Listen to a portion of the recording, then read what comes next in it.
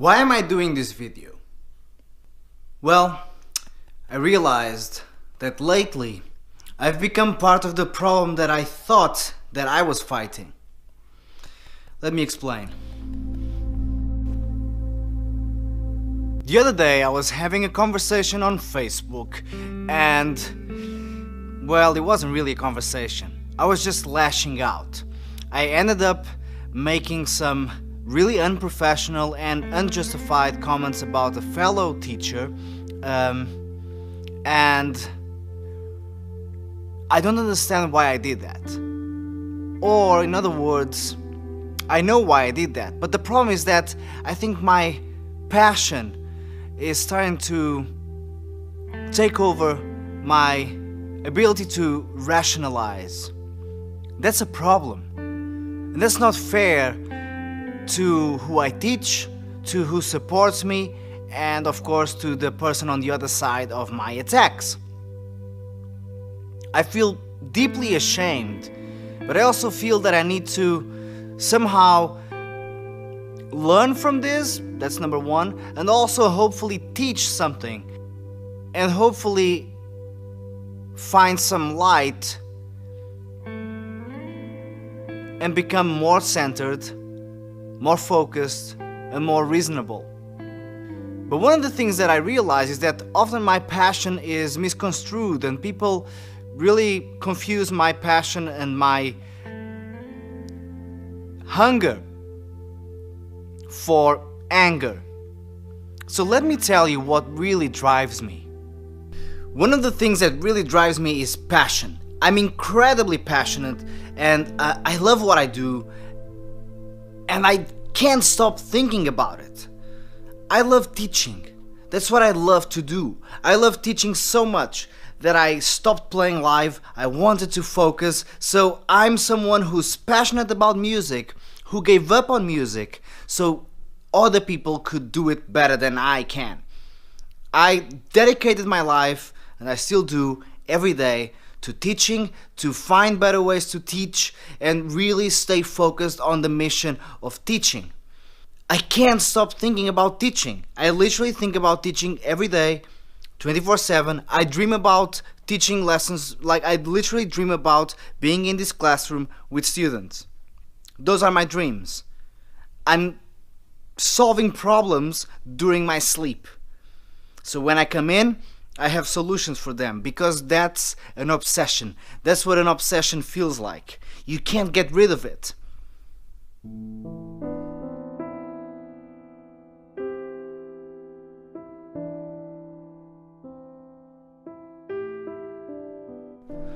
What else motivates me? Community. I love to see a community grow. I love to see a group of people become tighter, closer together, more supportive, more helpful. And I really do believe that I've worked hard to develop and somehow support as well that community of musicians, of leads. I moved here in April 2014. Since then, I've hosted roughly 15 events with guest teachers and probably 50 events that I hosted just for musicians.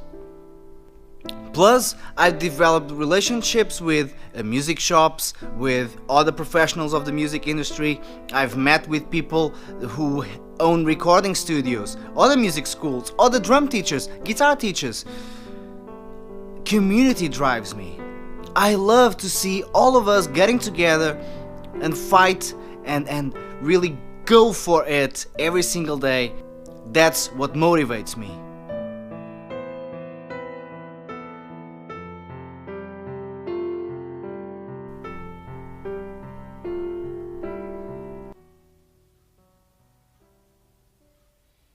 Legacy. I'm obsessed about the idea of legacy. In other words, everything I do must be of value beyond my existence. I cannot be the sole carrier of my message.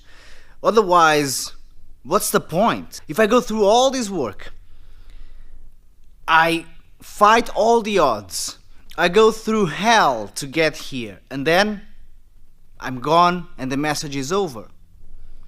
I don't understand the value of that. I don't want to just experience life, I want to leave something behind. So when I'm gone, not only people will remember me, that's in a way almost irrelevant. That's in a way almost irrelevant to me. What I do want though is that all those efforts, all that struggle, all the fight leads to something bigger than me and my existence. So legacy, for me, is everything. If I can't leave something behind so my son can see what I've done, if I can't leave something behind so you guys can learn better, even 100 years from now, then I might as well give up. I'm not in this life to accomplish things for myself. I barely believe that I should enjoy what I do, because that's not the point. I'm not saying that I don't enjoy, but that's not my priority. I see joy and happiness and even fulfillment as a side effect of being valuable. But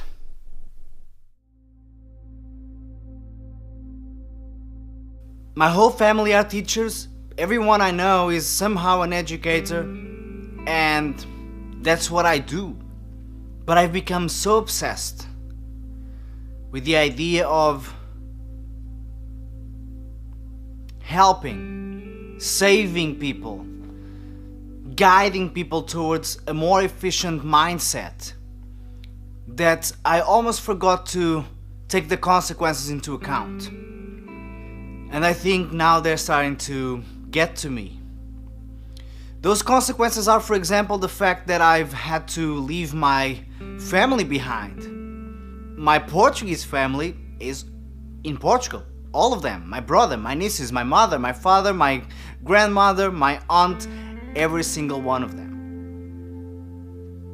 Ever since I moved to England, 2014, I can tell you that I've been out with friends 0 times. I'm not joking. I've been out with friends 0 times. I've never gone out for drinks in 3 years. I mean, I'm not a party guy, but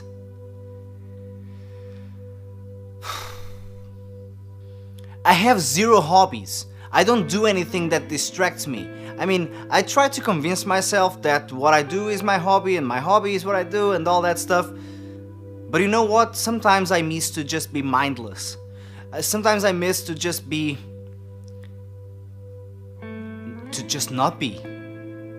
Something else that I'm famous for is that I never rest. Just look at my eyes. And that's not because I'm trying to accomplish a lot in one day, it's just because I don't know how to push the off button. I don't know what that is, and I'm scared to find out.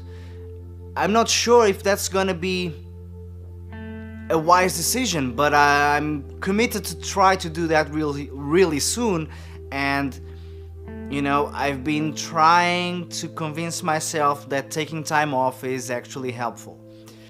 But these consequences are costly, and I've been feeling more and more frustrated. And you know, being a teacher is an incredible profession. I'm so blessed that I have this career, but it's very frustrating as well.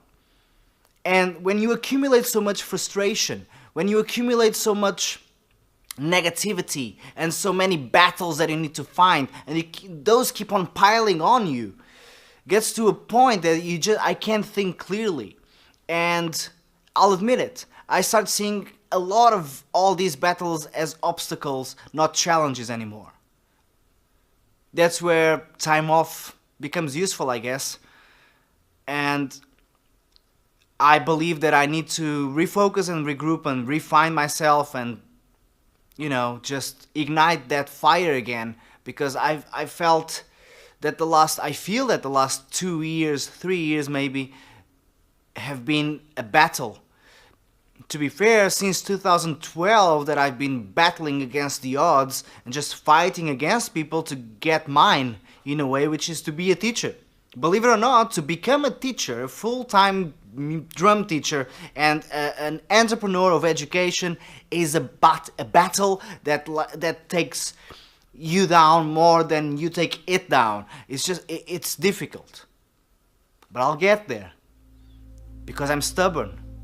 But I need to find that balance between the fight and the community. Because otherwise, I might just start fighting the community. And I believe I did that this last week. And I'm ashamed. And I'm not proud. And there's no justification for doing what I did. That goes against everything I am. That goes against everything I've done. So here's my promise to you. My promise to you is that I will find solutions. I will work with people, I will ask for advice, and I will improve on how I communicate. I know that I have to do that kind of work. I know that I can't have my passion and my love for teaching and for accomplishing results to get in the way of doing exactly that. I can't have those traits of personality to be confused with anger or bitterness or jealousy. I'm not saying I don't feel those things, but that's not what drives me. It's really not, and that's what's the most frustrating thing about this whole situation, is because I know why I was seen like someone who's bitter about something, but I'm not. Angry? Sometimes. Bitter? Almost never. What frustrates me the most is that I can't get to enough people. I can't help enough people. I lose too many people. But maybe I just need to accept that I can't save everyone, and I must start with myself. I promise that I will coach myself and be coached in order to improve the way I communicate with you guys, so I don't put you off learning, not only from me, but just learning, period. Promise number 2 is that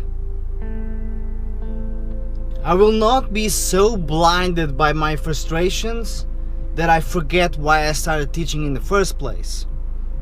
I will make sure that I keep myself in check and humbled.